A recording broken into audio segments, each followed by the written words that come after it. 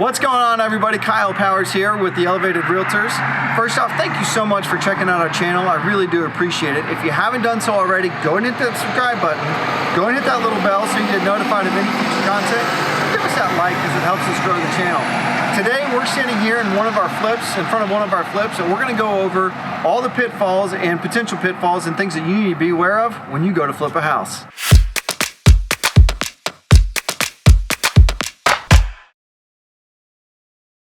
I get asked all the time. I've been in this business for over 7 years and flipping houses and doing stuff all the time. But I get asked all the time, what are some of the craziest things that have happened? Well, let me tell you, I've got a list of things that happen. But today, this one is a perfect example, and I'll kind of show you exactly what happened to us and how we had a 3.5 foot diameter, yes, 3.5 foot diameter tree fall on our house and how that completely flipped this flip upside down. So let's go ahead and jump over here.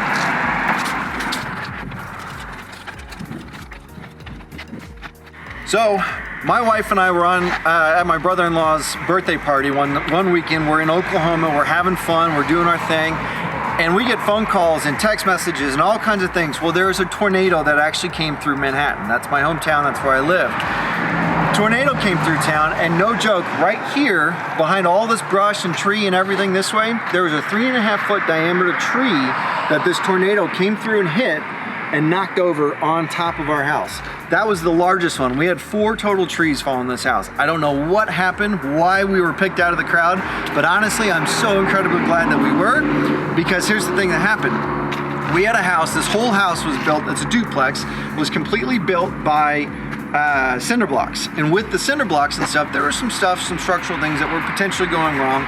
We had talked to our structural engineer, everything was fine, wasn't really moving anything that way, but it was kind of hindering us from doing some different things. So what ended up happening, when this tree falls on it, no joke, you can ask my insurance agent this, we put insurance on the house on Friday. Went active on Friday. Saturday, this tornado comes through. It was by far the luckiest thing that I've ever had happen to me, but also one of the craziest. So we're going through, we'd actually already done all the electrical, we'd done all of the plumbing, we had done a lot of the stuff, a lot of the demo and things that way, but what we ended up doing when this tree falls on it is that you can kind of see the difference of what happened here. This is what the whole front of the house and sides of the house look like. You had the stone down here, all of the cinder block and stucco that was up here. Well, as you can see, the difference when it happens here, we completely replaced it. And so instead of going back with cinder block, which insurance, they cover it as cinder block, which is gonna cost more money, gonna cost more time, more labor, all that stuff involved. But insurance doesn't mind. All they wanna do is make sure the house is back livable again. Well, awesome, because here's what happened is I was able to get a lower quote and some things that way, so I was able to capitalize and actually upgrade a little bit on our remodel here. So what we did is we now have lap siding and we stick built everything here. We did 2x6 walls, and we're able to come in, we're gonna re-insulate everything. We actually ended up pitching the roof. If you look at the roof, you can kind of see what I'm talking about with the angle there. Well, right here, where the siding actually stops, right above me here, where it hits the stucco, that used to be the top of the roof. It used to be a flat roof. It used to have it was like this. Whereas now we were able to pitch it up and be able to do that. Well, we tried to do that before, but before we were not able to because that front wall was compromised a little bit to where we couldn't put any more exterior pressure on it. Otherwise it would have just tipped the whole wall in, or out, I guess, technically, and we wouldn't have been able to pitch the roof like we will. Well, we're able to now because we rebuilt the whole front, and as you'll see here, what we ended up doing was we kind of pulled into the whole front of the house was completely ripped off. So we dug down, we redug the foundation, redug the foundation, re-poured the foundation, redid all that stuff, put in 2x6 framing all the way up, put on the siding, put in new windows, able to do a lot of different stuff. And as you can see, we ripped up all the concrete here. And if you look at some of our old videos or some of our old photos and things, you'll see this was very flat, very plain. Well, one of the things that we decided to add was we ended up adding these popping out here, so that way give some depth to the actual house itself and kind of give you some separation as well. Once this all happened again, we moved things around. So we had the opportunity to, whereas we wouldn't have been able to before.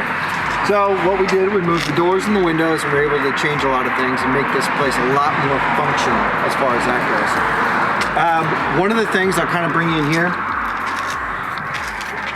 not necessarily about this house in particular, but one of the things I will tell you about flipping a house is that you have no idea what is going on or what's going on behind the walls or what you might run into. Again, we've flipped many homes here in the area. We've remodeled and done a lot of good things, but you never know what's gonna happen. We've had a house one time where we had foundational issues. We were able to get in there and take care of some stuff. One of the things I will tell you is making sure you have good contractors. One, quality contractors, and two, contractors that are gonna take care of you. Honestly, we're at a place right now where we've got some really good contractors working on this one, where they were able to jump in here and take care of us pretty quickly, get the house back and up and running again, back on schedule. So one of the things that we kind of ran into with this one in particular is we had to work with the city, making sure because we were changing some things and doing some stuff that way.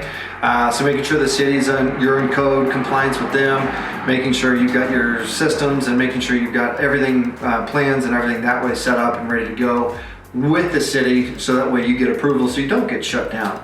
I admit we did get shut down a couple times on this one, but it is what it is. So, but here's where we're at, guys.